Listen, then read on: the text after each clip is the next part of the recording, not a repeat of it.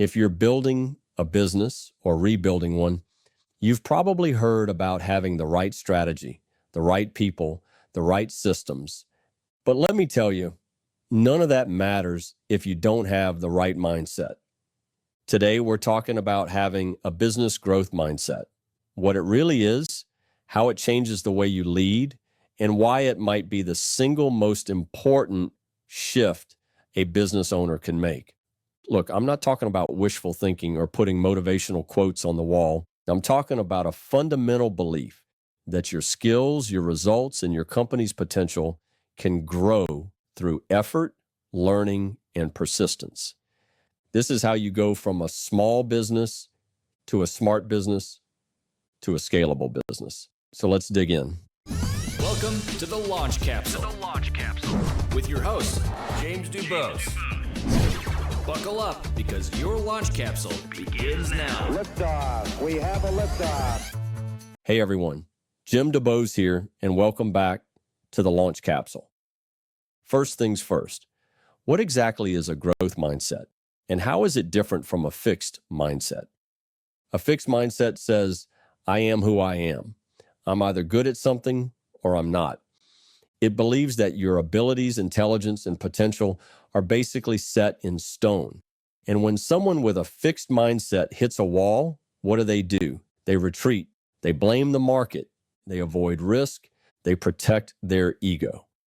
Here is what it sounds like. I'm not a numbers person. We've always done it this way. That client just didn't get it. In contrast, a growth mindset says, skills can be developed. Mistakes are part of mastery. And feedback is a gift. It believes that talent is a starting point, not a limit, that your business can evolve, that you can evolve. Here is what a growth mindset sounds like. Let's figure out what we missed in that proposal. What did this failure teach us? We've never done it before, but we can figure it out. And in the world of business-to-business companies, that mindset is everything. Because unlike business-to-consumer companies where things move fast and feedback is instant, B2B is a slower grind. The buying cycles are longer. The deals are more complex. The dollars are generally higher. If you're leading with a fixed mindset, you'll resist change. You'll get stuck in old systems. You'll stop growing, and not just in revenue, but in relevance. But if you got a growth mindset, you start looking at the world differently. Every lost deal becomes a case study. Every tough client becomes a chance to improve. And every new challenge becomes a chance to stretch what's possible. Because in entrepreneurship, challenges aren't optional. They're constant. So the only real question is, how will you respond to them? So now let me walk you through 9 traits that I've seen again and again in growth-minded entrepreneurs. Honestly, this is what moves you from being stuck to scaling your companies. Here they are, along with some quotes to help you internalize the trait. Trait 1, you're not afraid to fail. You know failure isn't the opposite of success. It's part of it. You don't fear the loss. You fear staying the same. In long cycle sales or high stakes deals, failure isn't fatal. It's feedback. Every no teaches you how to win the next big yes. Thomas Edison said, I have not failed. I've just found 10,000 ways that won't work. Trait 2, you hold yourself accountable. You don't point fingers. You take responsibility, even when it hurts, because you know ownership is the first step toward progress. When a project stalls or a deliverable misses the mark, clients don't want excuses. They want a partner who owns the fix. Hal Elrod said, the moment you take responsibility for everything in your life is the moment you can change anything in your life. Trait 3, you don't compare yourself to others. You compete with your potential, not someone else's Instagram highlight reel. The most dangerous competitor is the one who knows their value and plays their own game. Market leadership isn't about imitation. It's about intentional differentiation. Bill Gates said, don't compare yourself to anyone in this world. If you do so, you are insulting yourself. Trait 4, you stay positive. Now, I'm not talking about toxic positivity. I mean gritty optimism. The kind that says, I don't know how we're going to solve this, but I know we will. Your energy sets the tone in client meetings, proposal reviews, and tough negotiations. Positivity isn't fluff. It's the leadership currency. The great Henry Ford said, whether you think you can or you think you can't, you're right.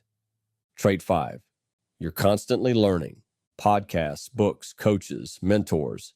You surround yourself with information and insight. And more importantly, you apply it. Why? Because your buyers are evolving. Your solutions must too. Continuous learning ensures you stay relevant in a world that never stops changing. John F. Kennedy said, leadership and learning are indispensable to each other. Trait 6, you obsess over efficiency. You ask, how can I do this better? Not just once, but every single day. Margins in business sales often come from back-end operations. Streamlining your proposals, onboarding, delivery, and reporting can give you a scalable edge.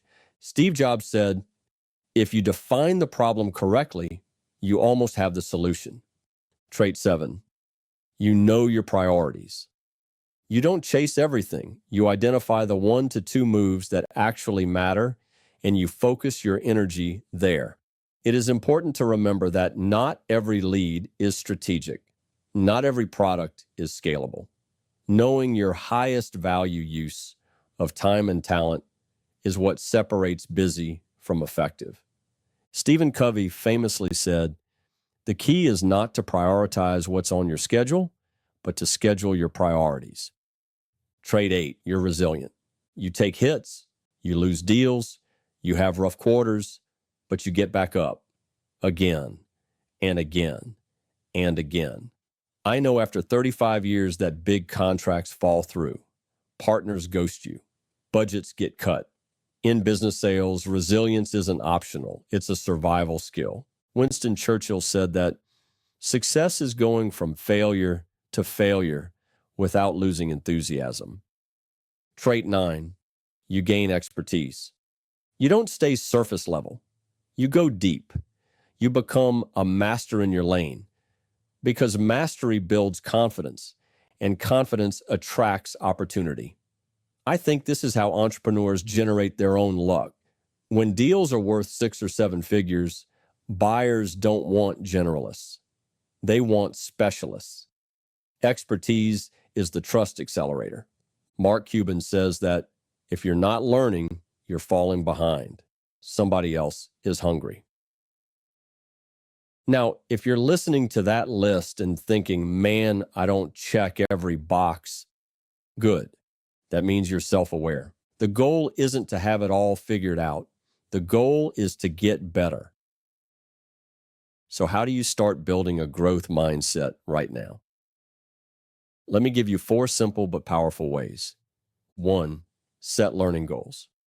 Don't just focus on outcomes like revenue or margin. Focus on things like, what new skill will I master this quarter? 2, embrace challenges. Instead of avoiding the hard stuff, run toward it. That's where the growth happens. Lean into discomfort. 3, reflect on failure. When something doesn't work, don't just move on. Slow down. What went wrong? What can we do differently next time? 4, celebrate effort. Recognize the grind, the process, the growth, not just the result. When your team sees that you value learning and effort, they start taking smarter risks too. So in closing, let me leave you with this. Most business owners I've worked with didn't fail because they lacked talent or drive.